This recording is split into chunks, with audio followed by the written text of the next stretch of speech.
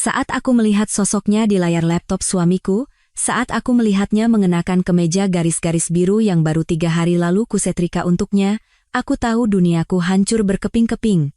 Tetapi, yang tidak Baskara tahu adalah bahwa aku sudah mengumpulkan setiap kepingan itu, siap untuk menggunakannya untuk menghancurkannya. Aku menatap layar, tanganku gemetar. Seorang wanita asing berjalan santai di sebuah ruangan yang tampak seperti kamar hotel, rambut hitamnya tergerai di atas kemeja suamiku, kemeja yang kuberikan padanya sebagai hadiah ulang tahun pernikahan kami.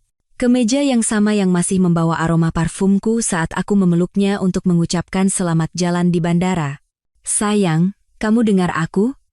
Suara Baskara memecah keterkejutanku. Wajahnya memenuhi layar laptop, dan baru sekarang aku sadar senyumnya yang lihai itu tidak pernah tulus selama beberapa bulan terakhir. Di belakangnya, wanita itu muda, cantik, dan tampak sangat nyaman menghilang ke dalam ruangan yang kuasumsikan adalah kamar mandi. Aku dengar, bisikku. Meskipun badai mengamuk di dalam dadaku, suaraku tetap stabil. 23 tahun pernikahan. 23 tahun aku mempercayai kami, mempercayai dia, mempercayai kehidupan yang kami bangun bersama. Semua itu runtuh dalam 30 detik. Rapat malam ini sepertinya akan berlangsung sampai larut, jadi mungkin besok aku tidak bisa menelepon. Ia melanjutkan, sedikit memperbaiki posisinya. Aku melihat sekilas spray yang kusut di latar belakang dan gelas anggur kedua di meja nakas. Bukti ada di mana-mana, dan dia bahkan tidak punya sopan santun untuk menyembunyikannya dengan benar. Saat itulah aku membuat keputusan yang akan mengubah segalanya. Aku tidak akan berteriak, aku tidak akan menangis. Aku tidak akan menuntut penjelasan atau memohon belas kasihannya seperti istri yang terluka dan putus asa. Aku akan melakukan sesuatu yang sama sekali berbeda. Sesuatu yang akan membuatnya mengerti bagaimana rasanya seluruh dunianya direnggut tanpa peringatan. "Selamat tidur, sayang," kataku, suaraku semanis madu beracun. "Aku cinta kamu, aku juga cinta kamu, Dewi. Sampai jumpa nanti." Layar menjadi hitam, dan dalam pantulan di laptop, aku melihat seorang wanita yang hampir tidak kukenali. Matanya dingin dan penuh perhitungan, dan untuk pertama kalinya dalam 23 tahun, dia tampak benar-benar bebas. Baskara Wijoyo sama sekali tidak tahu bahwa wanita yang baru saja ia bohongi adalah seorang akuntan forensik yang selama 15 tahun terakhir berspesialisasi dalam mengungkap penipuan keuangan. Dia tidak tahu bahwa wanita itu memiliki akses ke setiap rekening gabungan mereka, setiap investasi, setiap aset tersembunyi yang ia pikir telah ia sembunyikan dengan cerdik, dan dia jelas tidak tahu bahwa wanita itu telah diam-diam mendokumentasikan perilakunya yang mencurigakan selama 6 bulan terakhir, mengikuti intuisinya bahkan saat dia mencoba meyakinkan dirinya sendiri bahwa dia hanya bereaksi berlebihan. Saat aku menutup laptop, aku merasakan sesuatu yang sudah lama tidak kurasakan, sebuah tujuan. Tujuan yang dingin dan penuh perhitungan. Baskara ingin bermain-main. Baiklah. Tapi dia akan segera belajar bahwa dia telah memilih lawan yang salah sejak awal. 3 hari yang lalu, aku adalah istri yang sempurna. Tipe wanita yang bangun pukul 5 pagi untuk menyeduh kopi Baskara persis seperti yang ia suka, 1 takar sirup gula, dan sedikit krim, disajikan dalam cangkir perak yang diberikan ibuku sebagai hadiah Natal pertama kami. Aku menyetrika kemejanya dengan presisi militer dan mengemasi kopernya dengan perhatian seorang wanita yang tulus percaya suaminya pantas mendapatkan yang terbaik. "Kamu yakin sudah membawa semua yang kamu butuhkan?" tanyaku. Jariku menelusuri resleting tas pakaian kulitnya, tas yang sama yang kubelikan untuknya saat ia dipromosikan menjadi senior partner di firma hukum Wijaya Partners. Saat itu, aku berpikir kesuksesannya adalah kesuksesan kami. "Kamu terlalu khawatir, Dewi," katanya, mencium keningku dengan sikap acuh tak acuh yang telah menjadi bawaannya selama setahun terakhir. "Ini hanya perjalanan bisnis ke Surabaya. Cuma 3 hari 2 malam, aku akan segera kembali." Aku membantunya memasukkan barang-barangnya ke dalam mobil dan melambaikan tangan dari teras depan saat ia mundur menyusuri jalan masuk. Dan selama sisa hari Selasa itu, aku membersihkan setiap sudut rumah kami. Karena itulah yang kulakukan. Itulah aku. Istri yang menjaga segalanya tetap sempurna, persis di tempatnya. Rumah kami di Pondok Indah adalah bukti kesuksesan kami, atau lebih tepatnya, apa yang kuanggap sebagai kesuksesan kami. 4 kamar tidur, 3,5 kamar mandi, dan dapur yang pernah ditampilkan di majalah Maison 2 tahun lalu. Aku telah memilih setiap warna cat, setiap perabot, setiap pernak-pernik yang ditempatkan dengan cermat. Itu adalah tempat suciku, kebanggaan dan kebahagiaanku. Tapi sekarang, 24 jam setelah duniaku runtuh, berjalan melewati kamar-kamar yang didekorasi dengan sempurna itu terasa seperti berada di museum. Museum yang indah dan kosong yang didedikasikan untuk kehidupan yang ternyata adalah sebuah kebohongan besar. Aku berdiri di kamar tidur kami, menatap tempat tidur ukuran king dengan spray linen putih bersih dan bantal-bantal yang tertata rapi. Berapa malam dia berbaring di sampingku, merencanakan pelariannya. Berapa pagi dia menciumku selamat tinggal, pikirannya sudah tertuju pada dia. Wanita di kemejanya. Muda, mungkin akhir 20-an, dengan kecantikan alami yang menarik perhatian tanpa riasan atau pakaian mewah. Semua hal yang pernah kumiliki. Sebelum 23 tahun pernikahan menambahkan beberapa senti di pinggangku dan garis-garis di sekitar mataku. Tapi saat aku melihat pantulanku di cermin kamar tidur, aku menyadari sesuatu yang mengejutkan. Aku tidak hancur. Aku bukanlah sosok remuk dan menyedihkan yang kuperkirakan. Aku fokus. Aku bertekad. Aku tampak seperti seorang wanita yang baru saja diberi kunci sel penjaranya dan akhirnya siap untuk berjalan bebas. Saat itu, ponselku berbunyi dengan pesan teks masuk. Sudah kangen. Tidak sabar pulang dan menunjukkan betapa aku mencintaimu. Suamimu tercinta. Aku menatap pesan itu untuk waktu yang lama sebelum mengetik balasan. Aku juga kangen. Rumah terasa kosong tanpamu. Cepat pulang. Kebohongan itu keluar begitu mudah hingga aku terkejut pada diriku sendiri. Tapi kemudian kupikir, jika Baskara bisa berbohong selama berbulan-bulan, mungkin bertahun-tahun, aku pasti bisa melakukannya untuk beberapa pesan teks. Aku punya pekerjaan yang harus dilakukan. Kantorku berada di kamar tidur ketiga yang telah diubah, menghadap ke taman belakang kami yang terawat baik. Selama 15 tahun, aku telah membangun reputasi sebagai orang yang teliti, sistematis, dan benar-benar tak kenal lelah dalam mengikuti jejak dokumen. Aku telah membantu para pengacara menemukan miliaran aset tersembunyi, melacak transaksi penipuan lintas negara, dan membangun kasus yang mengirim para penjahat kerah putih ke penjara. Tapi aku belum pernah menyelidiki suamiku sendiri. Aku mulai dari yang sudah jelas, rekening bank gabungan kami, laporan kartu kredit, catatan panggilan telepon. Baskara cerdas, tapi tidak cukup cerdas untuk menyembunyikan semuanya dari seseorang yang melakukan ini sebagai mata pencaharian. Dalam 2 jam, aku telah menyusun garis waktu yang membuat perutku mual. Perjalanan bisnis itu dimulai 18 bulan yang lalu, rapat mendadak semalam. Pertemuan klien darurat di kota-kota yang belum pernah kudengar. Selalu dibiayai oleh perusahaan, selalu dengan penjelasan yang masuk akal. Tapi ketika aku membandingkan tagihan kartu kredit pribadinya dengan jadwal perjalanannya, gambaran itu menjadi sangat jelas. Makan malam mahal untuk 2 orang di kota tempat ia seharusnya rapat seharian. Tagihan layanan kamar hotel yang 3 kali lipat dari yang mungkin dipesan 1 orang. Pembelian di butik pakaian wanita, toko perhiasan, toko pakaian dalam. Semua dilakukan dengan jarak waktu yang cermat, tidak ada yang cukup besar untuk menimbulkan kecurigaan secara individual, tetapi bersama-sama, mereka membentuk pola yang tak terbantahkan. Lalu aku menemukan ponsel sekali pakai itu. Tersembunyi di dalam tas kerja tua yang tidak lagi ia gunakan, di dalam lemari ruang kerjanya. Sebuah ponsel lipat murah dengan hanya 1 nomor yang tersimpan di dalamnya, diberi label sederhana, BS. Aku memotret semuanya. Ponsel itu, tanda terima pembelian yang kutemukan terlipat di laci mejanya. Catatan panggilan yang menunjukkan puluhan panggilan selama 8 bulan terakhir. Lalu aku mengembalikan semuanya persis seperti semula, dan pergi membuat secangkir teh. Tanganku tidak lagi gemetar. Duduk di meja dapur, menyeruput teh Earl Grey dari set cangkir yang diberikan ibuku sebagai hadiah pernikahan, aku mulai menyusun rencanaku. Awalnya hanya sebuah gagasan, sebuah kemungkinan yang berbisik di benakku. Tapi seiring berjalannya waktu, Dan semakin dalam aku menggali penipuan Baskara, bisikan itu tumbuh menjadi raungan. Dia pikir dia sangat pintar. Dia pikir dia menikahi seorang ibu rumah tangga kecil yang naif dan bergantung yang akan hancur pada tanda pertama masalah. Dia sama sekali tidak tahu bahwa wanita yang telah ia hianati adalah wanita yang sama yang pernah membantu jaksa melacak skema penggelapan dana di 3 benua.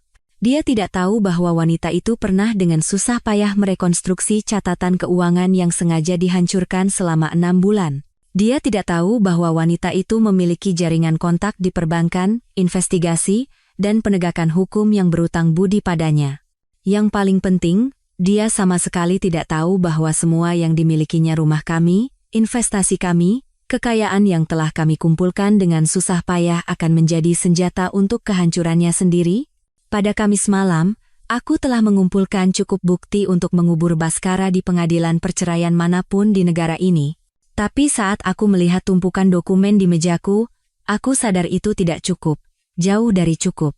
Perceraian akan memberiku setengah dari segalanya, tetapi juga akan memberinya setengah, membiarkannya memulai hidup baru dengan pacar mudanya. Dia akan terpukul, dirugikan secara finansial, tetapi pada akhirnya, dia akan bebas membangun kehidupan baru dengan wanita yang telah membantunya mencuri kehidupanku. Itu bukan keadilan. Itu hanya bisnis. Tidak, apa yang pantas diterima Baskara adalah sesuatu yang jauh lebih pribadi, jauh lebih lengkap. Dia perlu memahami bagaimana rasanya semua yang ia percayai direnggut tanpa peringatan. Dia harus mengalami kejutan yang sama menghancurkannya, kesadaran yang luar biasa bahwa seluruh hidupnya dibangun di atas kebohongan. Dan aku akan memberikannya hal itu. Jumat pagi, aku berkendara ke SCBD untuk bertemu dengan seorang teman lama. Rina Hartono menjalankan sebuah agen investigasi swasta yang berspesialisasi dalam apa yang ia sebut konsultasi urusan rumah tangga, membantu wanita kaya mendokumentasikan perselingkuhan suami mereka dengan bukti kuat yang akan berlaku di pengadilan. Dewi, katanya sambil memelukku di lobi gedung kantornya yang mewah. Sudah lama sekali. Tapi aku punya firasat ini bukan kunjungan pribadi. Rina dan aku telah bekerja sama dalam beberapa kasus selama bertahun-tahun. Dia melakukan investigasi lapangan sementara aku menangani analisis keuangan. Kami adalah tim yang baik, dan yang lebih penting, aku sepenuhnya mempercayainya. Aku butuh bantuanmu, kataku singkat. Dan ini harus benar-benar di luar catatan. 1 jam kemudian, aku telah mempekerjakan Rina untuk melakukan pengawasan penuh terhadap Baskara selama perjalanan bisnis berikutnya yang dijadwalkan minggu depan. Aku juga menugaskan mitranya, Pak Tirtayasa, seorang mantan detektif, untuk melakukan pemeriksaan latar belakang lengkap pada setiap orang yang berhubungan dengan Baskara selama setahun terakhir. Selama 30 tahun melakukan pekerjaan ini, kata Rina saat aku menandatangani kontrak, aku belum pernah melihat klien yang setenang ini. Sebagian besar wanita sudah hancur lebur saat mereka datang kepadaku. Sebagian besar wanita bukan akuntan forensik, jawabku. Dia tertawa, tapi aku bisa melihat kekhawatiran di matanya. Berjanjilah padaku kamu tidak merencanakan sesuatu yang berbahaya. Aku sudah terlalu sering melihat wanita pintar membuat keputusan bodoh saat mereka marah. Aku tidak marah, kataku, dan aku menyadari itu benar. Kemarahan yang membara pada malam pertama telah mengkristal menjadi sesuatu yang jauh lebih dingin, jauh lebih terfokus, aku hanya sistematis. Sore itu, aku melakukan 3 pemberhentian lagi. Pertama, ke kantor pengacaraku, di mana aku diam-diam mengubah surat wasiatku dan membuat sebuah perwalian untuk melindungi aset pribadiku jika terjadi perceraian. Kedua, ke bank, di mana aku membuka rekening baru dengan nama gadis ibuku dan mentransfer cukup uang untuk memberiku kemandirian finansial penuh. Ketiga, ke sebuah fasilitas penyimpanan pribadi di seberang kota, di mana aku menyewa unit dengan pengatur suhu atas nama gadis ibuku. Malam itu, ketika Baskara menelepon untuk menanyakan kabar, aku sudah siap. Bagaimana Surabaya? Tanyaku, berbaring di tempat tidur dengan secangkir teh dan sebuah buku yang sebenarnya tidak kubaca. Membosankan setengah mati, katanya, dan aku bisa mendengar kelelahan yang terlatih dalam suaranya. Kliennya sulit, dan deposisi ini memakan waktu lebih lama dari yang diperkirakan. Mungkin aku harus tinggal 1 hari lagi. Tidak apa-apa, sayang, kataku. Ambil waktu sebanyak yang kamu butuhkan. Aku akan di sini, merindukanmu. Aku juga merindukanmu, Dewi. Lebih dari yang kamu kira. Keyakinan dalam suaranya hampir mengagumkan. Jika aku tidak tahu yang sebenarnya, aku akan percaya setiap katanya. Baskara, kataku, tepat sebelum dia menutup telepon. Ya, aku cinta kamu. Dan aku ingin kamu tahu bahwa apapun yang terjadi, semua yang kulakukan adalah karena aku mencintaimu. Ada jeda sejenak. Senang mendengarnya, Dewi. Aku juga cinta kamu. Setelah dia menutup telepon, aku duduk di tempat tidur untuk waktu yang lama, menatap foto-foto berbingkai di meja nakasku. Hari pernikahan kami. Aku, berusia 25 tahun dan bersinar dalam gaun renda nenekku, sangat yakin bahwa Baskara dan aku akan menua bersama.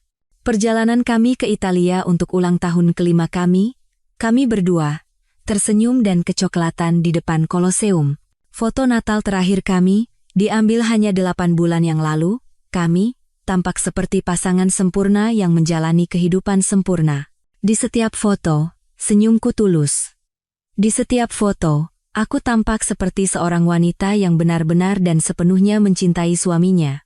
Sekarang, melihat foto-foto itu, aku merasakan emosi yang mengejutkan, bukan kesedihan, bukan kemarahan, tetapi semacam rasa terima kasih yang aneh. Karena wanita yang percaya pada dongeng dan akhir bahagia, wanita yang percaya dan naif itu, kini telah tiada. Dan di tempatnya ada seseorang yang jauh lebih kuat, jauh lebih pintar, dan jauh lebih berbahaya. Baskara Wijoyo telah menciptakan musuh terburuknya sendiri, dan dia bahkan belum menyadarinya. Pada Sabtu pagi, berita yang benar-benar menghancurkan pertama datang.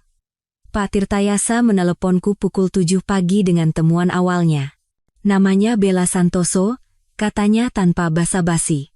28 tahun, pengacara junior di firma hukum Nusantara Legal. Firma tempat suami Anda melakukan pekerjaan konsultasi. Aku menggenggam telepon lebih erat. Sudah berapa lama? Sejauh yang bisa saya temukan, mereka telah menjalin hubungan setidaknya selama 14 bulan. Dia bergabung dengan firma itu 18 bulan yang lalu, dan tagihan aneh pertama di kartu kredit suami Anda muncul sekitar 4 minggu setelah itu. 14 bulan. Lebih dari setahun kebohongan, penipuan. Baskara pulang kepadaku setiap malam setelah menghabiskan harinya dengan dia. Aku memasak makanan kesukaannya, mencuci pakaiannya, merencanakan masa depan kami sementara dia merencanakan kehidupan yang sama sekali berbeda dengan orang lain. Ada lagi, lanjut Pak Tirtayasa. Dia hamil. Telepon terlepas dari tanganku dan jatuh dengan bunyi keras di atas meja dapur. Untuk sesaat, dunia menjadi sunyi senyap. Lalu, dengan tangan yang mantap, aku mengambil telepon itu kembali. Berapa bulan? Sejauh yang saya tahu, sekitar 3 bulan. Dia sudah beberapa kali ke dokter, dan suami Anda telah membayar tagihan-tagihan itu melalui rekening kartu kredit terpisah yang saya temukan. 3 bulan hamil. Itu berarti Baskara sudah tahu setidaknya selama sebulan, mungkin lebih. Dan dia tidak mengatakan apa-apa, terus berbohong padaku, terus berbagi tempat tidur kami, terus merencanakan perjalanan bisnis sementara selingkuhannya mengandung anaknya. Kirimkan semuanya padaku, kataku. Setiap detail, setiap foto, setiap tanda terima.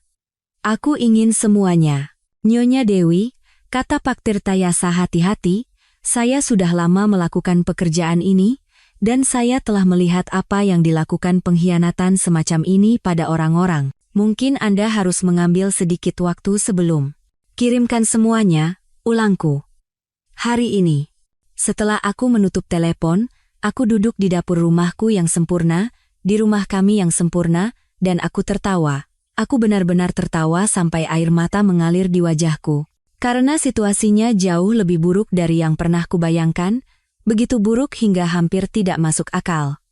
Baskara tidak hanya berselingkuh, dia sedang membangun keluarga baru, sambil berpura-pura semuanya normal denganku.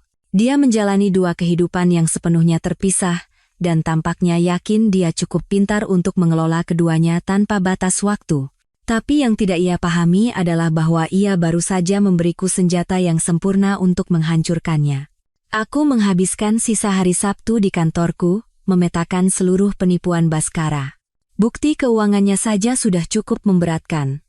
Kartu kredit rahasia, penarikan tunai, hadiah mahal, pembayaran tagihan medis. Tapi ketika aku menggabungkannya dengan foto-foto pengawasan yang sudah mulai diambil Rina, garis waktu yang disusun Pak Tirtayasa, dan catatan panggilan yang kuperoleh, gambaran itu menjadi sangat jelas. Baskara Wijoyo, pengacara terhormat, pilar masyarakat, adalah seorang pembohong, penipu, dan penjahat.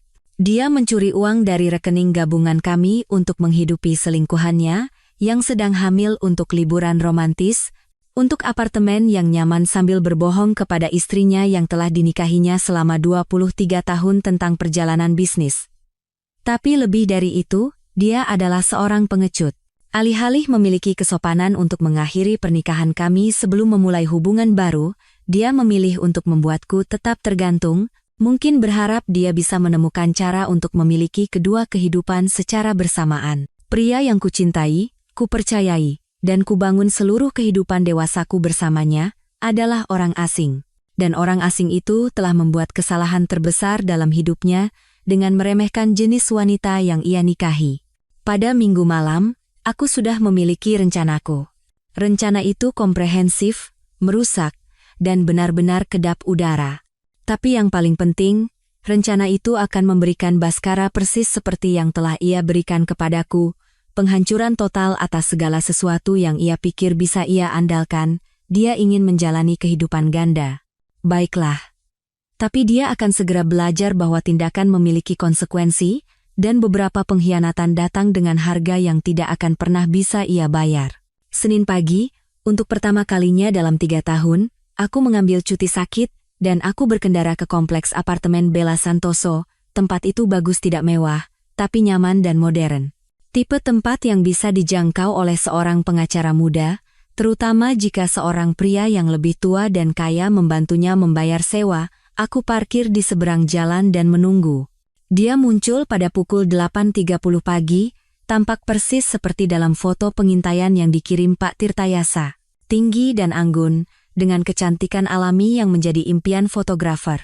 Dia mengenakan gaun longgar yang dengan cerdik menyembunyikan kehamilannya, dan dia bergerak dengan keanggunan percaya diri seorang wanita yang tidak pernah meragukan tempatnya di dunia. Aku mengawasinya pergi dengan mobil Toyota Avanza perak yang praktis tapi terawat baik, mungkin berusia beberapa tahun. Lalu aku keluar dari mobilku dan berjalan ke kotak suratnya. Rina telah mengajariku trik ini bertahun-tahun yang lalu. Jika kau ingin tahu rahasia seseorang, mulailah dengan surat mereka. Bukan untuk mencuri, itu akan menjadi kejahatan federal, tetapi untuk melihat kehidupan seperti apa yang mereka jalani. Tagihan medis, laporan kartu kredit, layanan langganan, pembayaran utilitas. Surat menceritakan sebuah kisah yang tidak akan pernah diceritakan oleh profil media sosial.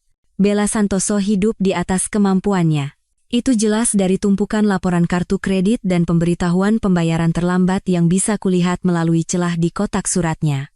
Dia juga menerima surat dari klinik kesuburan di kota, yang mengonfirmasi apa yang telah ditemukan Pak Tirtayasa. Tapi yang menarik perhatianku adalah sebuah surat dari agen real estate kelas atas.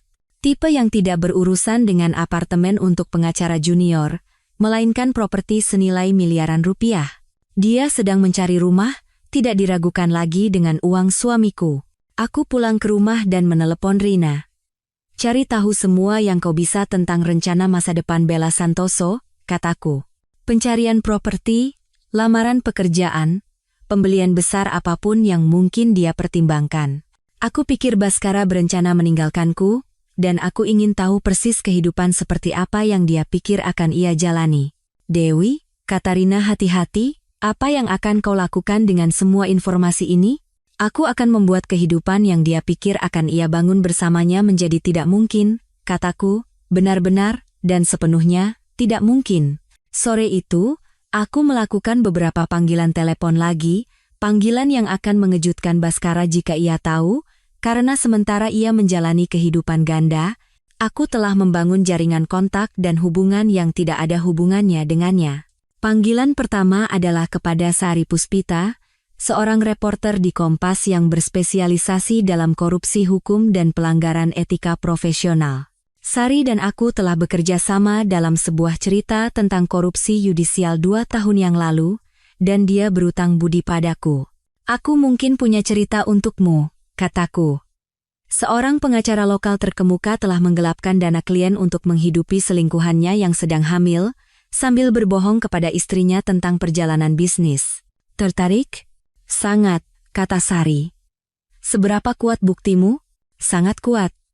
Catatan keuangan, foto, pernyataan saksi, semuanya. Kapan kau ingin ini dipublikasikan? Akan ku beritahu, kataku. Panggilan kedua adalah kepada Andi Prasetyo di Pradi, Perhimpunan Advokat Indonesia. Andi dan aku pernah berkencan sebentar di universitas dan tetap berteman sejak itu. Dia sekarang bertanggung jawab untuk menyelidiki pelanggaran etika oleh pengacara. Dewi, senang mendengar suaramu, kata Andi. Ada apa? Aku perlu melaporkan potensi pelanggaran etika, kataku. Tentang seorang pengacara yang mungkin menggelapkan dana klien untuk pengeluaran pribadi. Bagaimana cara mengajukan keluhan disipliner resmi? Tergantung pada sifat pelanggarannya. Kirimkan apa yang kau punya, dan aku akan memeriksanya. Akan kukirimkan minggu ini, kataku. Panggilan ketiga adalah yang paling penting. Aku menelepon nomor utama firma hukum Nusantara Legal dan meminta untuk berbicara dengan managing partner. Sutanto di sini, kata suara di ujung sana. Nama saya Dewi Wijoyo, kataku. Suami saya, Baskara Wijoyo, telah melakukan pekerjaan konsultasi dengan firma Anda. Saya ingin bertemu dengan Anda untuk membahas beberapa kekhawatiran yang saya miliki tentang potensi konflik kepentingan. Ada keheningan yang panjang. Nyonya Wijoyo, saya tidak yakin saya mengerti apa yang Anda maksud dengan konflik kepentingan. Saya pikir lebih baik kita membahasnya secara langsung, kataku. Apakah Anda ada waktu besok sore? Hening lagi, kali ini lebih lama. Saya bisa bertemu Anda pada pukul 3. Bagus sekali. Malam itu, Baskara menelepon seperti biasa. Bagaimana harimu, sayang? Tanyanya, dan aku bisa mendengar suara lalu lintas di latar belakang.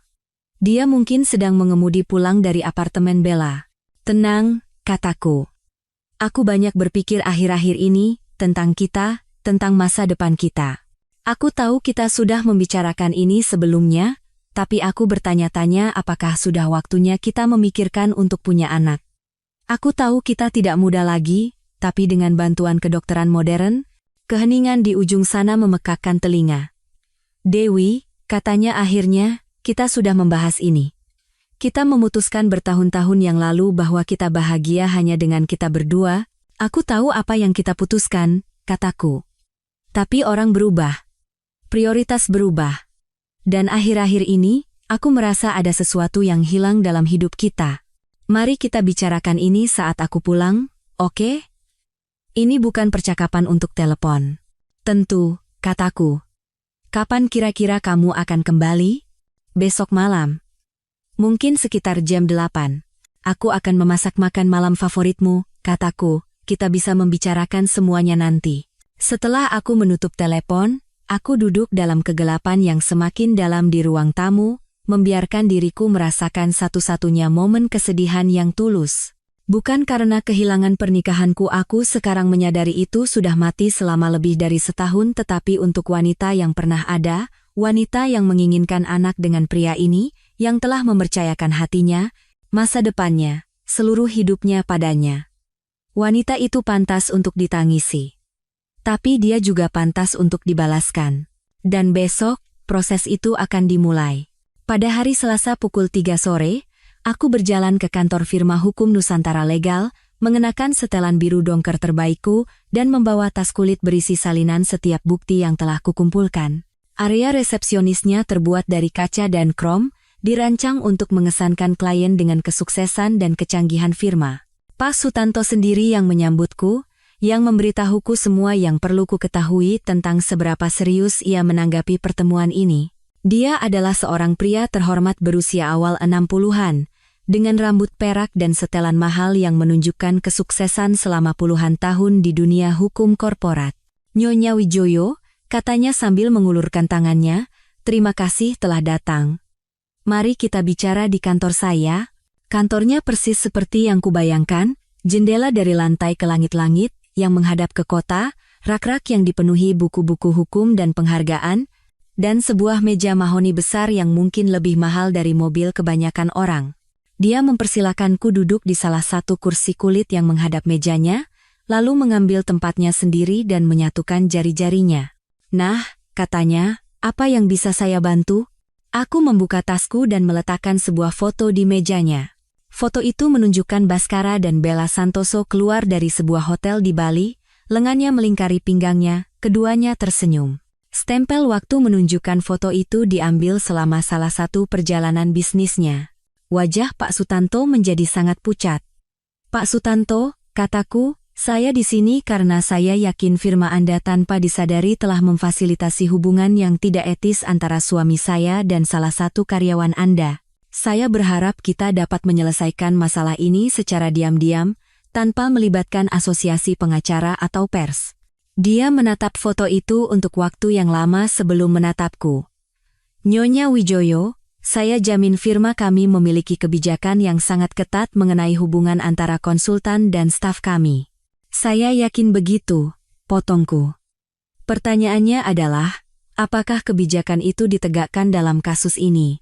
Menurut penyelidikan saya, suami saya telah menagih firma Anda untuk pekerjaan yang sebenarnya tidak ia lakukan, dan menggunakan pembayaran tersebut untuk mendanai hubungannya dengan Nona Santoso. Aku meletakkan 3 item lagi di mejanya.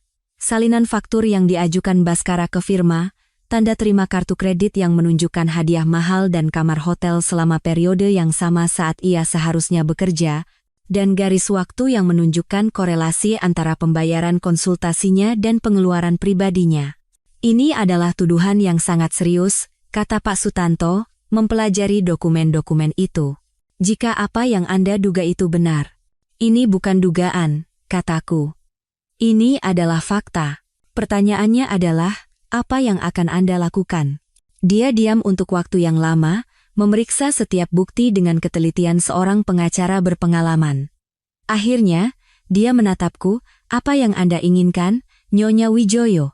"Saya ingin hubungan konsultasi suami saya dengan firma ini segera diakhiri," kataku. "Saya ingin Nona Santoso dipindahkan ke departemen lain di mana dia tidak akan memiliki kontak dengan konsultan luar, dan saya ingin penyelidikan resmi atas apakah dana klien telah disalahgunakan dalam situasi ini.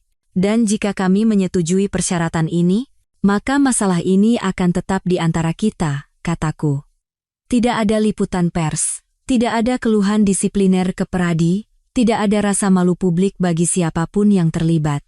Dan jika kami tidak setuju, aku berdiri dan mulai memasukkan kembali dokumen-dokumen itu ke dalam tasku. Maka, besok pagi, Sari Puspita dari Kompas akan menerbitkan sebuah artikel tentang bagaimana firma hukum Nusantara Legal memfasilitasi perselingkuhan antara seorang konsultan yang sudah menikah dan seorang karyawan yang sedang hamil, mungkin menggunakan dana klien. Pradi akan menerima keluhan disipliner resmi tentang praktik penagihan Bhaskara, dan saya akan mengajukan gugatan perdata terhadap firma dan suami saya atas penipuan dan penderitaan emosional yang disengaja. Pak Sutanto adalah orang yang cerdas. Dia mengerti persis apa yang kutawarkan padanya, cara untuk mengakhiri situasi ini dengan bersih dengan kerusakan minimal pada reputasi firmanya. "Saya perlu waktu untuk menyelidiki klaim ini," katanya. "Tentu saja," kataku. "Tetapi saya membutuhkan jawaban pada hari Jumat. Suami saya kembali dari perjalanan bisnisnya besok malam, dan saya berencana untuk menyelesaikan masalah ini sebelum dia menyadari bahwa seluruh hidupnya akan berubah." Aku meninggalkan kartu namaku di mejanya dan berjalan keluar, tahu bahwa aku baru saja menembakkan salvo pertama dalam perang yang bahkan Bhaskara belum tahu telah dimulai.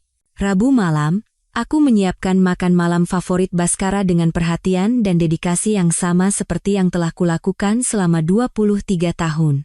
Rendang daging, tumis asparagus, nasi kuning, dan sebotol anggur merah yang telah kami simpan untuk acara khusus. Meja makan ditata dengan porselen pernikahan kami, lilin berkelip di tempat lilin kristal, dan musik jazz lembut mengalun dari sistem suara yang dipasang Bhaskara tahun lalu. Bagi siapapun, itu akan tampak seperti makan malam romantis untuk pasangan yang merayakan kepulangan dari perjalanan bisnis, tapi aku tidak merayakan. Aku sedang mengadakan pemakaman untuk pernikahanku, dan aku ingin itu menjadi sempurna. Bhaskara tiba pada pukul 7.45 malam, 15 menit lebih awal dari yang dijanjikan. Dia masuk dengan semangat seperti biasa, memanggil namaku sambil meletakkan tas pakaian dan tas laptopnya di dekat pintu depan. Baunya enak sekali, katanya, menemukanku di dapur sedang menata piring. Saat dia mencium pipiku, aku mencium aroma samar parfum yang bukan milikku yang menempel di kemejanya. Selamat datang kembali, kataku, tersenyum padanya. Bagaimana Surabaya? Melelahkan, katanya sambil melonggarkan dasinya, tapi produktif. Akhirnya menyelesaikan kasus itu, klien senang. Kebohongan itu mengalir begitu lancar dari lidahnya hingga aku hampir mengagumi keterampilannya. Jika aku tidak tahu yang sebenarnya, jika aku tidak melihat foto dia dan Bella Santoso di Bali kemarin, aku akan percaya setiap katanya. Baguslah, kataku. Pergi mandi, aku akan menyelesaikan makan malam. 20 menit kemudian, kami duduk berhadapan di meja makan. Dia menceritakan kisah rumit tentang pertemuan yang tidak pernah terjadi, dan klien yang tidak pernah ia temui, sementara cahaya lilin yang lembut menari di wajahnya. Jadi, katanya sambil memotong rendangnya, kau menyebutkan soal anak di telepon. Itu sedikit mengejutkan. Benarkah? Kataku sambil menyesap anggurku. Aku hanya banyak berpikir akhir-akhir ini tentang apa yang kuinginkan dari hidup, apa yang benar-benar akan membuatku bahagia. Kupikir kau bahagia, katanya, dan untuk pertama kalinya, aku mendengar sedikit kekhawatiran yang tulus dalam suaranya. Kau tidak bahagia, Dewi. Aku meletakkan gelas anggurku dan menatap lurus ke arahnya. 23 tahun pernikahan, dan aku akan mengakhirinya dengan satu pertanyaan. Bhaskara, kataku, jika kau bisa memiliki kehidupan apapun yang kau inginkan, tanpa konsekuensi, tanpa batasan, seperti apa itu?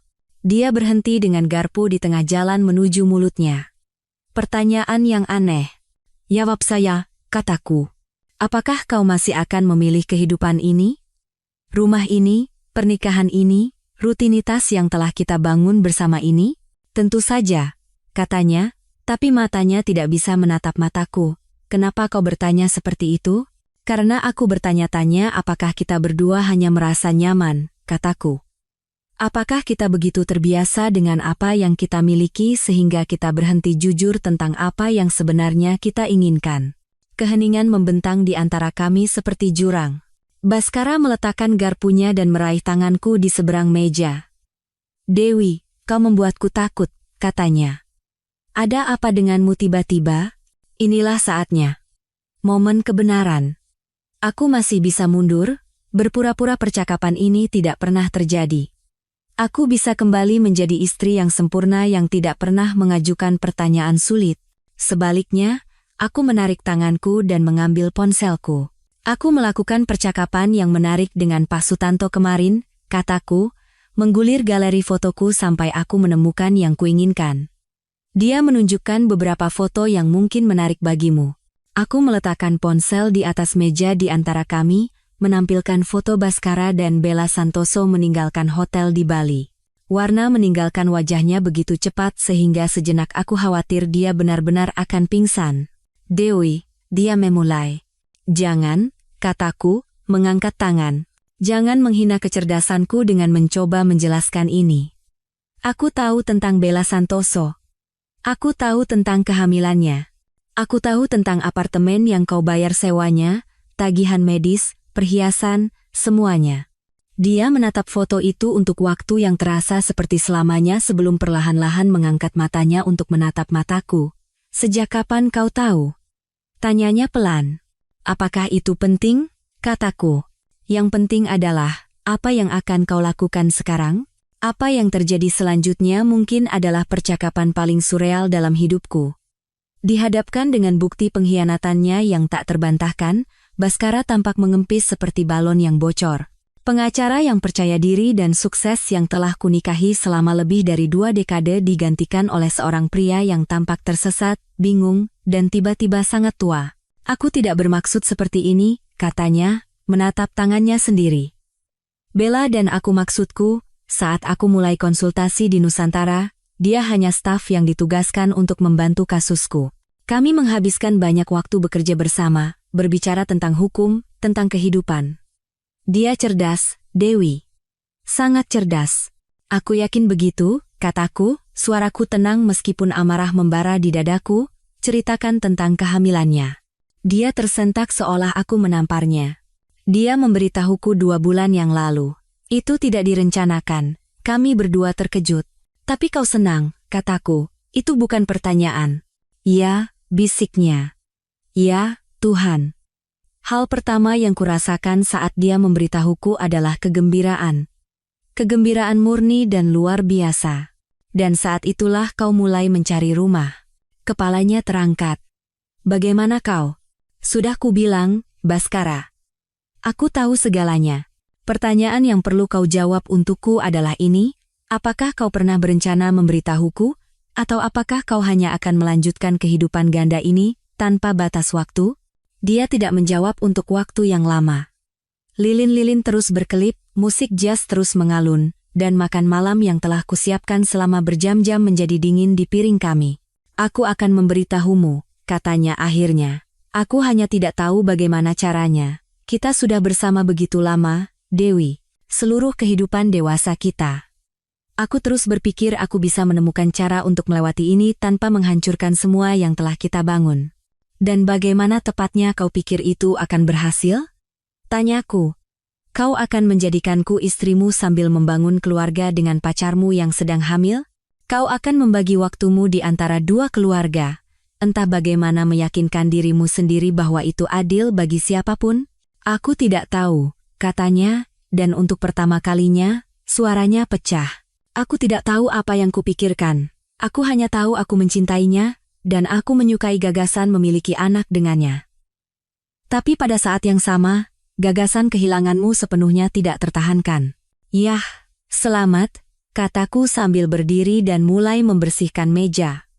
Kau berhasil kehilangan kami berdua. Apa maksudmu? Tanyanya, mengikutiku ke dapur. Aku berbalik menghadapnya, piring porselen pernikahan kami di tanganku. Maksudku, karier Bella Santoso di firma hukum Nusantara Legal berakhir kemarin sore, bersama dengan kontrak konsultasimu, wajah Baskara menjadi putih. Apa? Aku melakukan pertemuan yang sangat produktif dengan Pak Sutanto, kataku, meletakkan piring-piring itu dengan hati-hati di wastafel. Dia cukup terkejut mengetahui bahwa salah satu konsultannya berselingkuh dengan seorang pengacara junior sambil menagih untuk pekerjaan yang tidak ia lakukan. Rupanya, memfasilitasi perselingkuhan menggunakan sumber daya perusahaan bertentangan dengan kebijakan perusahaan. Tidak, Dewi, kau tidak bisa melakukan ini. Itu karierku, reputasiku. Reputasimu? Aku tertawa.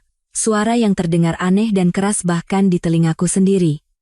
Baskara, reputasimu mati saat kau memutuskan untuk menjalani kehidupan yang penuh kebohongan. Aku hanya membuatnya menjadi publik. Apa yang kau inginkan? Tanyanya, dan aku bisa melihat ketakutan tumbuh di matanya. Uang, rumah, apapun yang kau inginkan dalam perceraian, aku akan memberikannya padamu. Ini bukan tentang perceraian, kataku. Ini tentang konsekuensi. Selama 23 tahun, aku adalah istrimu, partnermu, pendukung terbesarmu. Aku memprioritaskan kariermu di atas karierku, kebutuhanmu di atas kebutuhanku, kebahagiaanmu di atas kebahagiaanku, dan sebagai balasannya, kau membuatku terlihat bodoh. Aku berjalan melewatinya ke ruang tamu, dan dia mengikutiku seperti anjing yang tersesat. Aku bisa memperbaikinya, katanya putus asa. Aku akan putus dengan Bella. Aku akan melakukan apapun yang kau mau. Tolong, jangan hancurkan karierku karena ini. Putus dengan Bella? Aku berbalik dan menatapnya. Baskara, dia mengandung anakmu. Kau tidak bisa begitu saja mengakhiri hubungan dan berpura-pura tidak pernah terjadi. Kita bisa mencari cara. Kita akan mendukung anak itu secara finansial, tapi aku tidak perlu terlibat. Aku bisa memilih pernikahanku. Aku bisa memilihmu. Hentikan, kataku, mengangkat tangan. Berhenti bicara saja. Apa kau mendengar dirimu sendiri? Kau menawarkan untuk meninggalkan pacarmu yang sedang hamil dan anakmu yang belum lahir untuk menyelamatkan pernikahan yang sudah kau hancurkan. Pria macam apa kau ini? Dia berdiri di sana, di ruang tamu kami, dikelilingi oleh 23 tahun kenangan bersama dan keputusan bersama. Dan untuk pertama kalinya sejak aku mengenalnya, dia tampak benar-benar tersesat. Aku tidak tahu, bisiknya. Aku tidak tahu lagi aku ini pria macam apa. Kamis pagi, panggilan telepon yang mengubah segalanya datang. Aku sedang duduk di kantorku, menyelesaikan detail terakhir dari langkah-langkah keuangan yang telah kusiapkan, ketika telepon berdering. ID penelepon menunjukkan nomor yang tidak dikenal. Nyonya Dewi Wijoyo? Suara itu muda, wanita, dan bergetar karena emosi. Ini Bella Santoso. Saya pikir kita perlu bicara. Aku sudah mengantisipasi panggilan ini, namun gelombang adrenalin tetap mengalir di tubuhku. Halo, Nona Santoso. Ada yang bisa saya bantu? Saya ingin bertemu dengan Anda secara langsung, katanya. Ada hal-hal yang perlu Anda ketahui tentang Baskara, tentang suami Anda. Kami setuju untuk bertemu di sebuah kedai kopi di pusat kota, tempat netral di mana tidak ada pihak yang memiliki keuntungan dari lingkungan yang akrab. Saat aku berkendara ke sana, aku bertanya-tanya apalagi yang bisa dikatakan Bella Santoso yang belum ku ketahui. Aku menemukannya duduk di sebuah bilik di sudut. Entah bagaimana, ia tampak lebih kecil dan lebih rapuh daripada di foto. Kehamilannya cocok untuknya, memberikan kilau pada kulitnya yang membuatnya tampak lebih muda dari usianya yang 28 tahun. Tapi matanya merah dan bengkak karena menangis, dan tangannya sedikit gemetar saat mengangkat cangkir tehnya. Terima kasih telah datang, katanya saat aku duduk di seberangnya. Anda bilang ada hal-hal yang perlu saya ketahui, jawabku. Saya mendengarkan. Dia mengambil napas dalam-dalam, seperti sedang menguatkan diri untuk percakapan yang sulit. Pertama-tama, saya ingin Anda tahu bahwa saya tidak tahu tentang Anda. Awalnya, saat saya mulai bekerja dengan Baskara, dia bilang dia sudah berpisah. Dia bilang kalian berdua menjalani kehidupan yang terpisah, tetapi belum mengajukan surat cerai karena masalah keuangan. Dan Anda mempercayainya. Saya ingin mempercayainya, katanya. Dia adalah segalanya yang kupikir kuinginkan dari seorang pria. Sukses, canggih, menawan. Saat dia bilang dia mencintaiku, saat kami mulai membicarakan masa depan bersama, kupikir aku telah menemukan akhir bahagiaku. Kapan Anda mengetahui yang sebenarnya? 3 minggu yang lalu, katanya, dan air mata baru mulai mengalir di pipinya. Saya menjadi curiga karena dia tidak pernah mau saya menelepon ke rumah, tidak pernah mau bertemu dimanapun dekat lingkungan Anda, jadi, saya menyewa seorang detektif swasta. Aku tidak bisa menahan tawa kecil. Anda menyewa detektif untuk menyelidiki suami saya, sementara saya sedang menyelidiki suami saya. Saya mengetahui bahwa kalian sama sekali tidak berpisah, lanjutnya. Bahwa kalian masih berbagi tempat tidur, pergi ke acara sosial bersama, masih bertingkah seperti pasangan yang bahagia. Dan ketika saya mengkonfrontasi Baskara tentang itu, apa yang dia katakan? Dia bilang dia akan meninggalkan Anda. Bahwa dia hanya butuh waktu untuk mencari cara melakukannya tanpa menghancurkan Anda secara finansial. Dia bilang Anda rapuh, tidak pernah bekerja di luar rumah, bahwa Anda tidak akan bisa mengurus diri sendiri jika dia tiba-tiba pergi. Arogansi dari pernyataan itu membuatku terengah-engah. Baskara telah melukiskanku sebagai makhluk yang tidak berdaya dan bergantung untuk membenarkan penipuannya, padahal kenyataannya, aku mungkin lebih canggih secara finansial daripadanya. Nona Santoso, kataku hati-hati, mengapa Anda memberitahuku ini? Baskara menelepon saya kemarin, setelah Anda bertemu dengan Pak Sutanto, katanya. Dia bilang, Anda tahu tentang hubungan kami, dan kami harus segera mengakhirinya. Dia bilang dia memilih pernikahannya, memilih Anda, daripada saya dan bayinya. Dan bagaimana perasaan Anda tentang itu? Dikhianati, katanya singkat. Benar-benar, dan sepenuhnya, dikhianati. Saya menyadari bahwa saya sama bodohnya dengan Anda. Baskara tidak pernah berniat meninggalkan Anda untuk saya. Saya hanya sebuah kemudahan. Seorang wanita muda yang terkesan dengan kesuksesannya dan bersyukur atas perhatiannya. Dia mengeluarkan sebuah amplop manila dari tasnya dan meletakkannya di atas meja di antara kami. "Apa ini?" tanyaku. "Salinan pesan teks, email, pesan suara," katanya. "Semua yang dikirim Bhaskara kepada saya selama 14 bulan terakhir. Termasuk janji-janji yang sangat spesifik tentang kehidupan yang akan kita bangun bersama, dan beberapa hal yang sangat tidak menyenangkan yang dia katakan tentang Anda." Aku menatap amplop itu tetapi tidak menyentuhnya. "Mengapa Anda memberikan ini kepada saya?" "Karena," katanya, menatap mataku untuk pertama kalinya sejak aku duduk, "Bhaskara Wijoyo adalah seorang pembohong dan pengecut, dan saya pikir sudah waktunya dia menghadapi konsekuensi atas tindakannya. Saya tidak bisa mengembalikan kerusakan yang telah ia lakukan pada pernikahan Anda, tapi mungkin saya bisa membantu Anda memastikan dia tidak lolos begitu saja tanpa konsekuensi nyata." "Dan Anda?" tanyaku. "Bagaimana dengan bayinya?"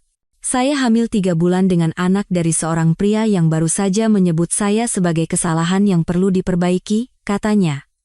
"Saya tidak punya banyak pilihan, tapi saya punya bukti untuk menghancurkan reputasi dan karirnya. Dan saya pikir itu sepadan." Aku mengambil amplop itu dan memasukkannya ke dalam tasku. "Nona Santoso, saya ingin Anda tahu bahwa saya tidak menyalahkan Anda atas semua ini. Anda sama tertipunya dengan saya." "Terima kasih," bisiknya. "Itu berarti lebih dari yang Anda kira." Saat aku berkendara pulang, aku menyadari bahwa rencanaku kini jauh lebih kuat dari yang semula kuinginkan. Aku tidak hanya memiliki bukti ketidakwajaran keuangan dan pelanggaran profesional Bhaskara, aku sekarang memiliki seorang sekutu yang sama termotivasinya denganku untuk membuatnya membayar atas penipuannya. Bhaskara mengira dia sedang mengelola 2 hubungan, ternyata dia sedang menciptakan 2 musuh. Dan sekarang, musuh-musuh itu bekerja sama. Malam itu, Bhaskara pulang dan mendapati aku berada di tempat yang sama persis saat ia meninggalkanku malam sebelumnya, duduk di meja dapur, dengan tenang membaca buku dan minum teh. Tapi segalanya telah berubah. Dan entah bagaimana, ia sepertinya merasakannya begitu ia masuk. "Bagaimana harimu?" tanyanya hati-hati. "Menarik," kataku tanpa mengalihkan pandangan dari bukuku.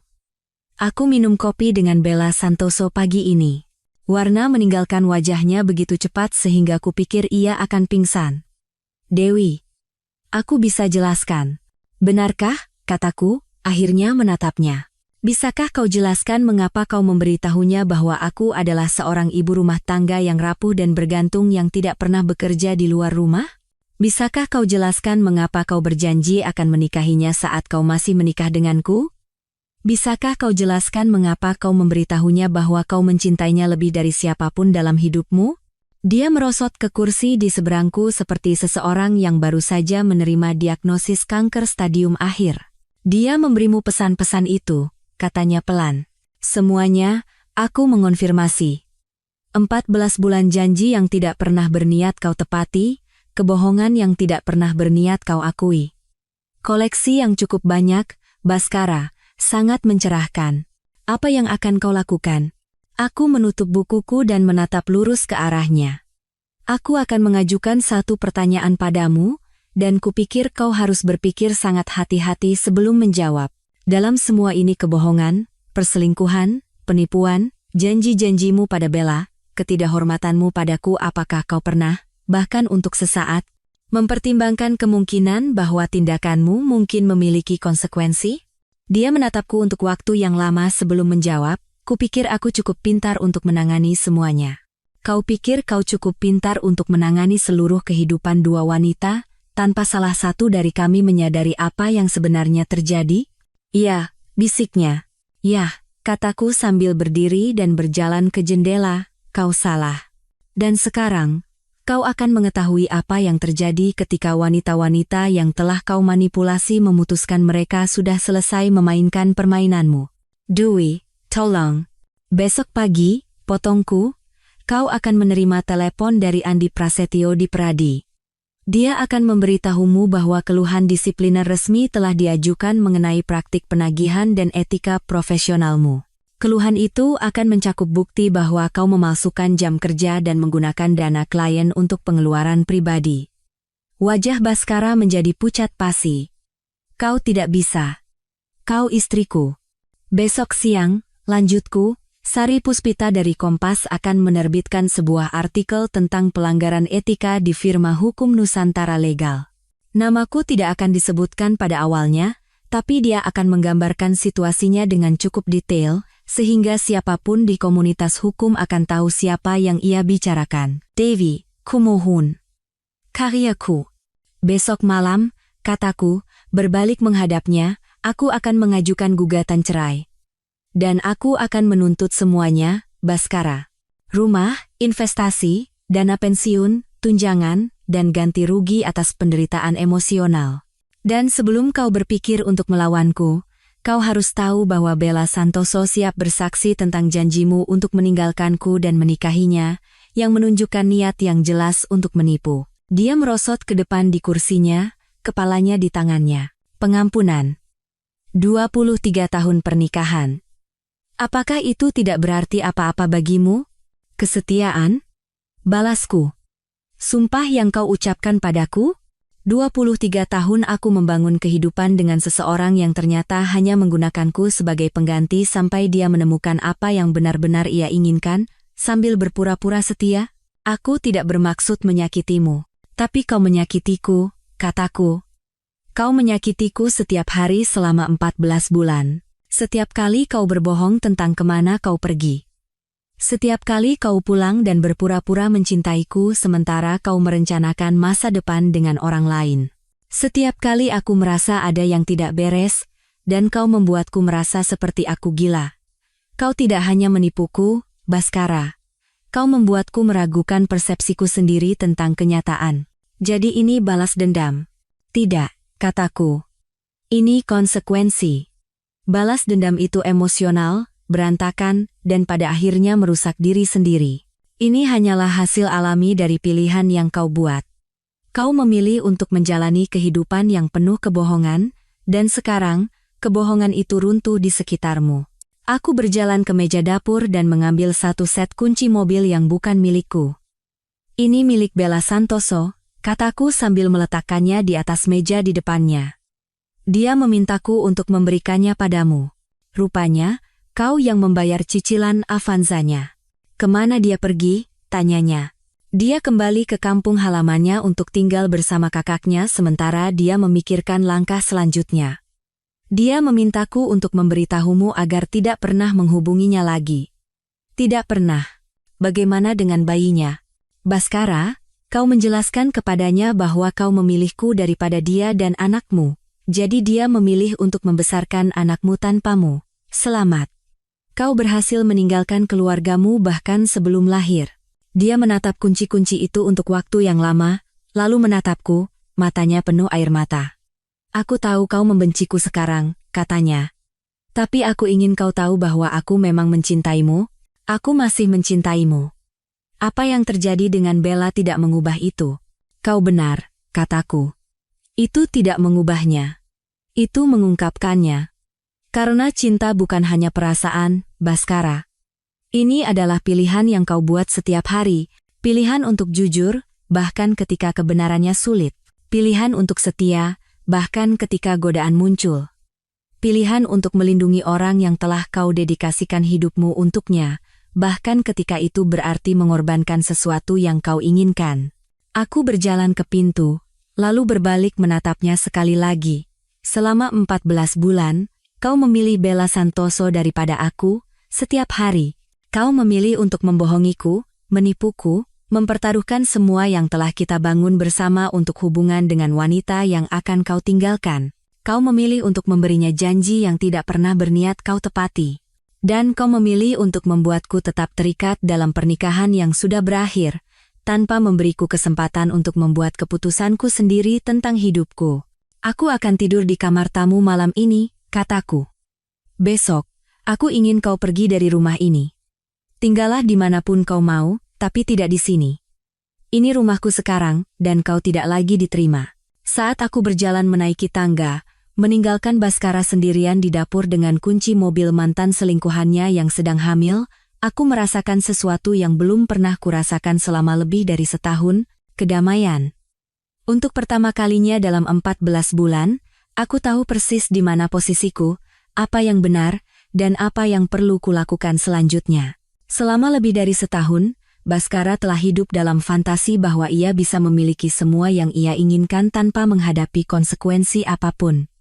Besok, ia akan bangun di dunia nyata. Dan dunia nyata, seperti yang akan segera ia temukan, jauh lebih tidak pemaaf daripada fantasinya. Jumat pagi datang seperti fajar era baru. Aku bangun di kamar tamu pada pukul 6 pagi, merasa lebih nyenyak tidur daripada berbulan-bulan. Untuk pertama kalinya sejak panggilan video yang mengguncang itu, aku tahu persis bagaimana masa depanku akan terungkap.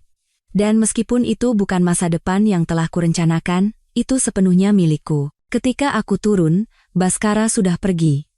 Mobilnya tidak ada di garasi, dan dia telah meninggalkan sebuah catatan di meja dapur. Pergi sarapan. Kita perlu bicara saat aku kembali. Aku meremas catatan itu, dan melemparkannya ke tempat sampah. Waktu untuk bicara sudah lewat. Panggilan pertama datang pada pukul 8.30 pagi. Andi Prasetyo dari Peradi, tepat waktu. Nyonya Wijoyo, kami telah meninjau materi yang Anda kirimkan mengenai praktik penagihan suami Anda. Saya menelepon untuk memberitahu Anda bahwa kami akan membuka penyelidikan resmi atas potensi pelanggaran etika. Terima kasih, Andi, kataku. Saya menghargai ketelitian Anda. Dewi, nadanya berubah dari formal menjadi pribadi, aku harus bertanya. Kau yakin ingin melanjutkan ini? Begitu penyelidikan ini dimulai, tidak ada jalan kembali. Karier Baskara bisa rusak secara permanen. Aku yakin, kataku tanpa ragu. Panggilan kedua datang pada pukul 10 sampai 15 pagi. Sari Puspita dari Kompas. Dewi, editor saya telah menyetujui ceritanya, akan dimuat besok di surat kabar dan online. Kami tidak akan menggunakan nama dalam artikel awal, tetapi kami akan menggambarkan situasinya dengan cukup detail sehingga siapapun di komunitas hukum akan dapat menghubungkan titik-titiknya. Sempurna, kataku. Ada hal lain, lanjut Sari.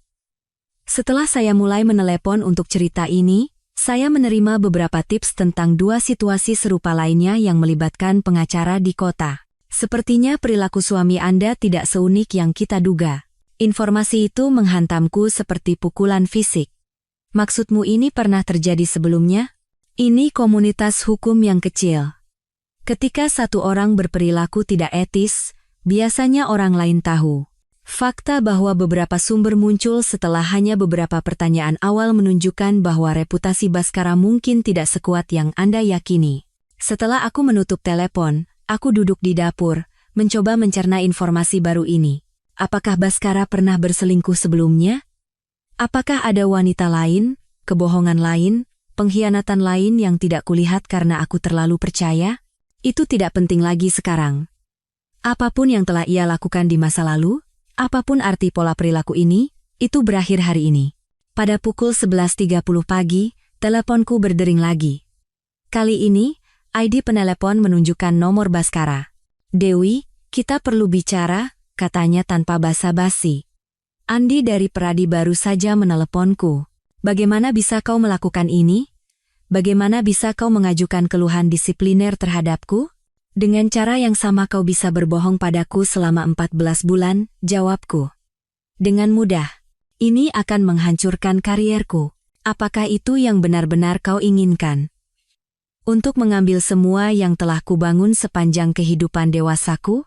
Baskara, kataku, kau mengambil semua yang telah kubangun sepanjang kehidupan dewasaku saat kau memutuskan untuk memulai hubungan rahasia dengan wanita lain. Satu-satunya perbedaan adalah aku membangun hidupku di sekitar mencintaimu, dan kau membangun kariermu di sekitar membohongi klienmu. Setidaknya kehilanganku jujur.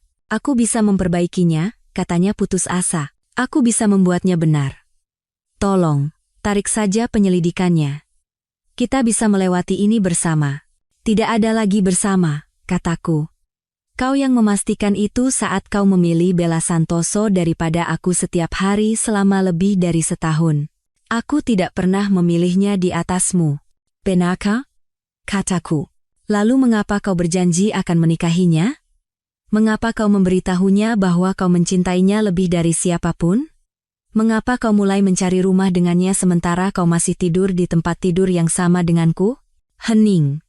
Baskara, kataku, dalam beberapa jam, kau akan menerima surat cerai.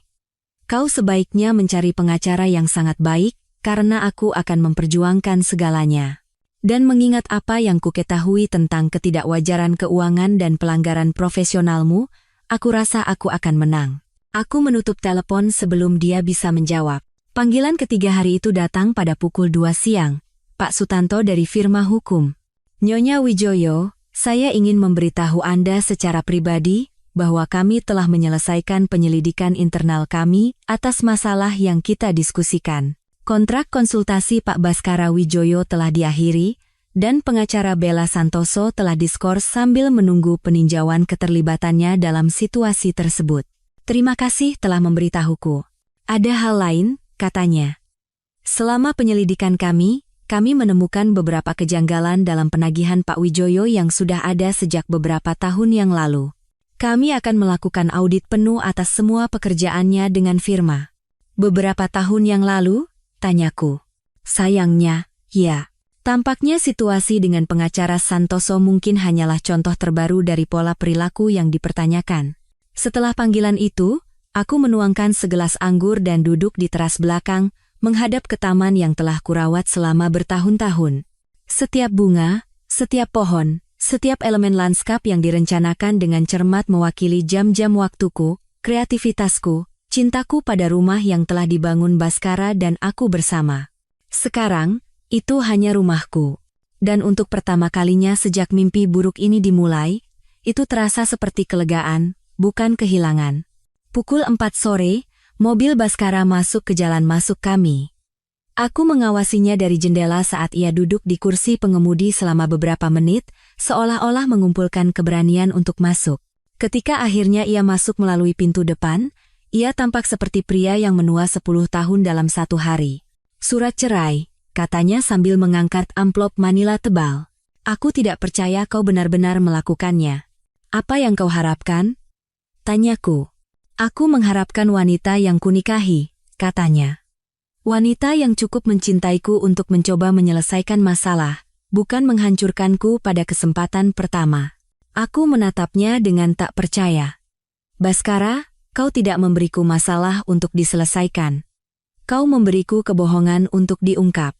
Kau tidak memberiku pernikahan untuk diselamatkan. Kau memberiku penipuan untuk diekspos. Aku membuat kesalahan. Kau membuat pilihan, aku mengoreksi. Pilihan yang disengaja dan diperhitungkan untuk mengkhianatiku, menipuku, dan membangun kehidupan dengan wanita lain sambil berpura-pura setia padaku. Itu bukan kesalahan.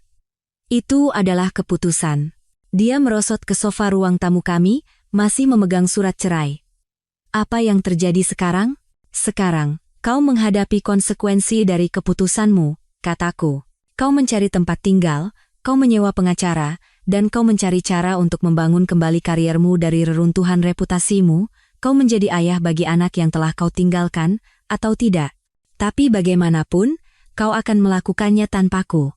Dewi, katanya, suaranya tercekat karena air mata, aku tahu aku tidak pantas mendapatkan pengampunanmu. Tapi apakah ada kemungkinan, suatu hari nanti, kita bisa menjadi teman? Untuk menyelamatkan sesuatu dari 23 tahun kita bersama? Aku memandang pria yang telah berbagi tempat tidurku, mimpiku, seluruh kehidupan dewasaku, dan aku mempertimbangkan pertanyaannya dengan serius. Pria yang telah memelukku saat ibuku meninggal, merayakanku saat aku mendapatkan klien besar pertamaku, berdansa denganku di pesta ulang tahun teman-teman, berbicara tentang menua bersama. Pria itu nyata, setidaknya untuk sementara waktu. Tapi ia telah digantikan oleh seseorang yang mampu melakukan keegoisan yang mencekik dan kekejaman yang acuh tak acuh yang tidak kukenali. Aku tidak tahu, kataku jujur. Mungkin suatu hari nanti, ketika lukanya tidak begitu baru, dan pengkhianatannya tidak begitu mentah, kita bisa melakukan percakapan yang sopan. Tapi teman, kurasa tidak, Baskara. Teman tidak saling berbohong selama 14 bulan. Teman tidak membuat satu sama lain merasa gila saat mereka merasa ada yang tidak beres. Teman tidak meninggalkan pacar mereka yang sedang hamil untuk menyelamatkan pernikahan yang sudah mereka hancurkan. Dia mengangguk perlahan, seolah dia sudah menduga jawaban itu. Aku akan mengemasi beberapa barang dan menginap di hotel malam ini, katanya. Aku akan mengatur untuk mengambil sisa barangku saat kau tidak di sini. Itu mungkin yang terbaik, aku setuju. Saat ia berbalik untuk pergi, ia menatapku sekali lagi. Aku benar-benar mencintaimu, Dewi. Aku tahu kau tidak percaya lagi, tapi itu benar. Aku tahu kau mencintaiku, kataku. Tapi cinta tanpa rasa hormat, cinta tanpa kejujuran, cinta tanpa kesetiaan, itu bukan cinta sejati. Itu hanya sentimen, dan kau tidak bisa membangun kehidupan di atas sentimen. Setelah ia pergi, aku berjalan melewati rumahku dan memulai proses untuk merebutnya kembali. Aku menurunkan foto-foto pernikahan, mengemasi memorabilia kehidupan kami bersama, dan mulai merencanakan bagaimana aku akan mendekorasi ulang, untuk membuat ruang yang pernah menjadi milik kami menjadi sepenuhnya milikku. Untuk pertama kalinya dalam 23 tahun, aku benar-benar bebas membuat pilihanku sendiri, mengejar mimpiku sendiri, membangun masa depanku sendiri. Dan meskipun kebebasan itu datang dengan harga yang sangat mahal, aku akhirnya siap untuk menerimanya. Bhaskara telah memberiku hadiah terbesar yang mungkin tidak akan pernah ia pahami. Dia telah memberiku diriku kembali. 6 minggu kemudian, aku berdiri di lobi gedung pengadilan, menunggu sidang perceraianku. Proses hukum berjalan dengan sangat cepat, sebagian besar karena pengacara Bhaskara telah menasihatinya untuk tidak menentang tuntutanku. Dengan penyelidikan Pradi yang sedang berlangsung dan artikel lanjutan di Kompas yang menarik banyak perhatian di komunitas hukum, melawanku di pengadilan hanya akan menciptakan lebih banyak sorotan publik yang tidak bisa ia tanggung. Bella Santoso juga ada di sana, duduk di bangku dekat jendela. Kehamilannya kini terlihat jelas di bawah gaun hitam sederhananya. Kami telah menjadi sekutu yang tak terduga selama 1,5 bulan terakhir, terikat oleh pengalaman bersama kami atas penipuan Bhaskara.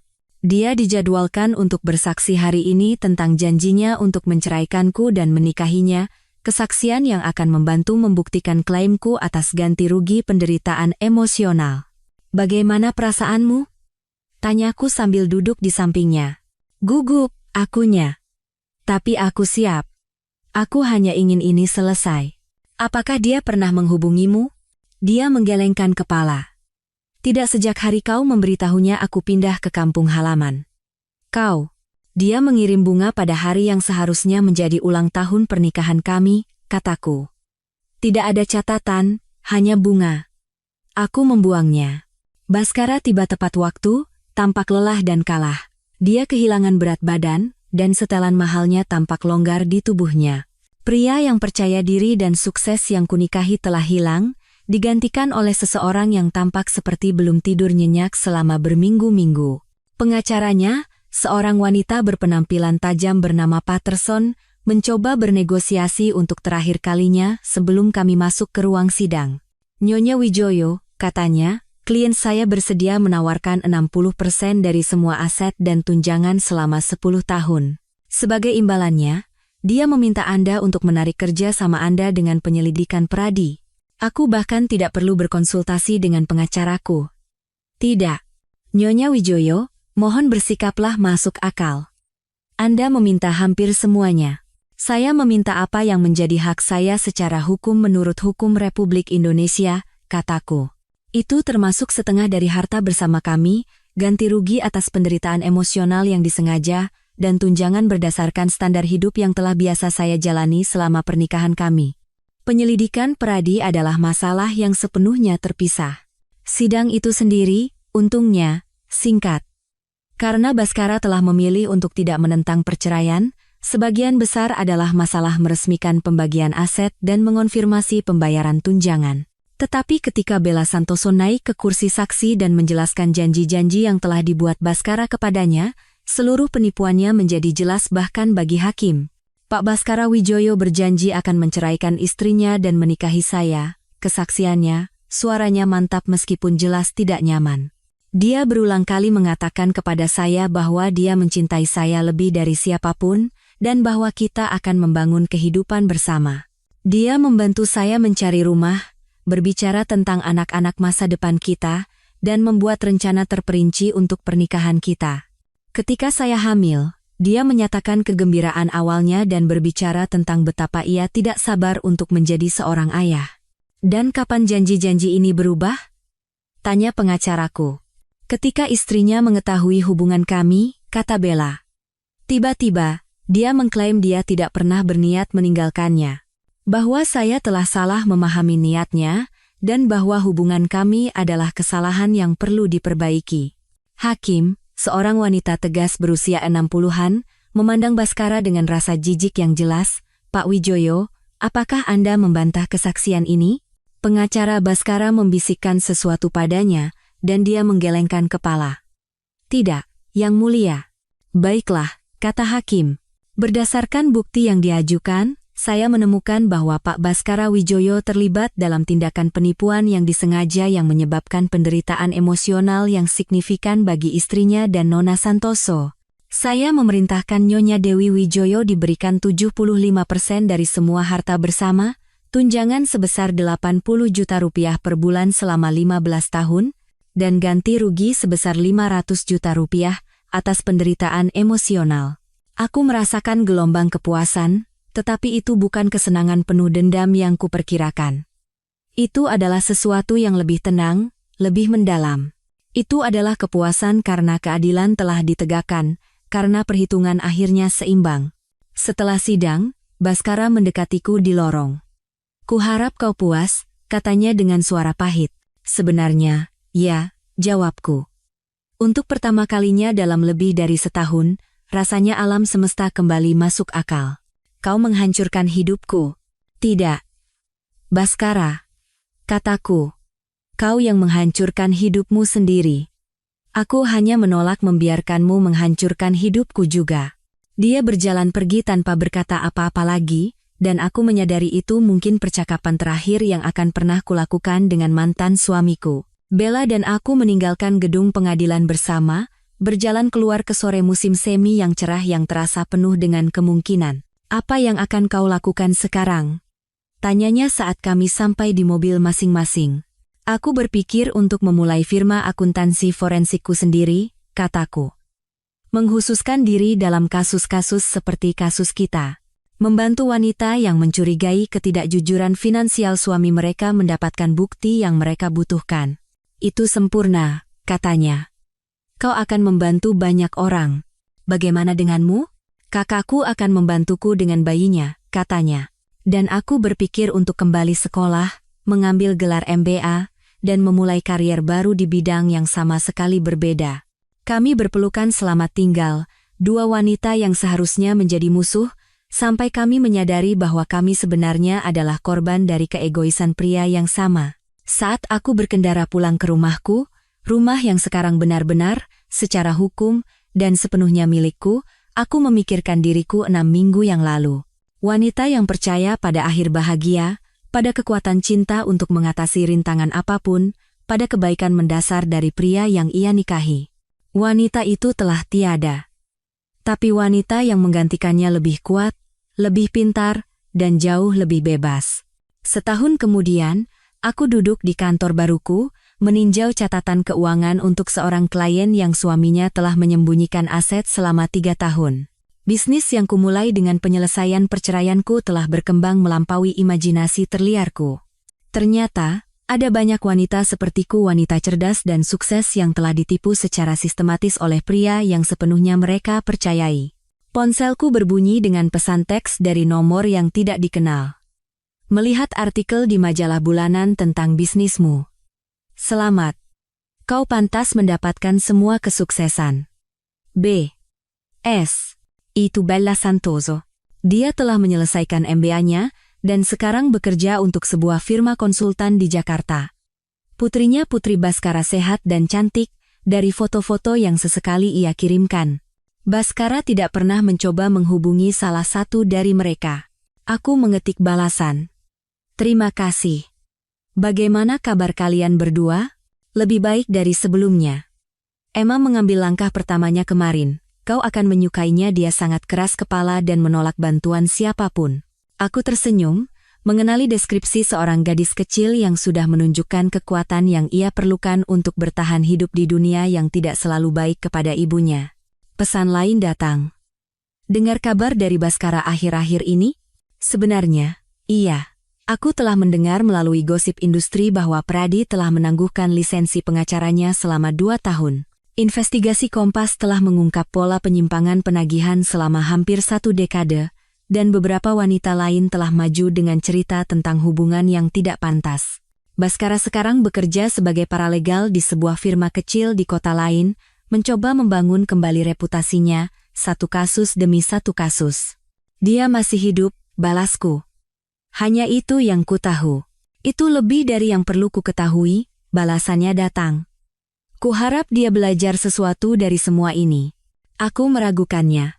Pria seperti Baskara jarang belajar dari kesalahan mereka, karena mereka jarang bertanggung jawab atas tindakan mereka. Tapi itu bukan lagi masalahku. Saat sinar matahari sore menyinari jendela kantorku, aku meluangkan waktu sejenak untuk merenungkan perjalanan yang membawaku ke sini. Setahun yang lalu, aku adalah seorang istri yang dikhianati, hidup di tengah reruntuhan pernikahan yang hancur. Hari ini, aku adalah seorang pemilik bisnis yang sukses, membantu wanita lain menavigasi penemuan mereka yang menghancurkan, membangun sesuatu yang bermakna dari abu kehidupan lamaku. Wanita yang dikhianati Baskara telah pergi selamanya. Tapi wanita yang muncul dari pengkhianatan itu lebih kuat, lebih bijaksana, dan lebih otentik menjadi dirinya sendiri daripada sebelumnya. Aku telah belajar bahwa cinta tanpa rasa hormat hanyalah manipulasi. Bahwa kepercayaan tanpa kejujuran hanyalah kenaifan. Bahwa kehidupan yang dibangun di atas kebohongan orang lain bukanlah kehidupan sama sekali. Tapi aku juga belajar bahwa pengkhianatan, meskipun merusak, tidak fatal. Bahwa kekuatan dapat ditemukan di saat-saat tergelap. Bahwa terkadang hal terburuk yang terjadi padamu menjadi dasar dari hal terbaik yang pernah kau bangun. Baskara mengira dia sedang menghancurkanku ketika dia memilih Bella daripada pernikahan kami. Sebaliknya, dia memberiku dorongan yang kubutuhkan untuk menemukan siapa diriku sebenarnya ketika aku tidak mendefinisikan diriku melalui kebutuhan dan harapan orang lain. Dan aku masih terus bangkit.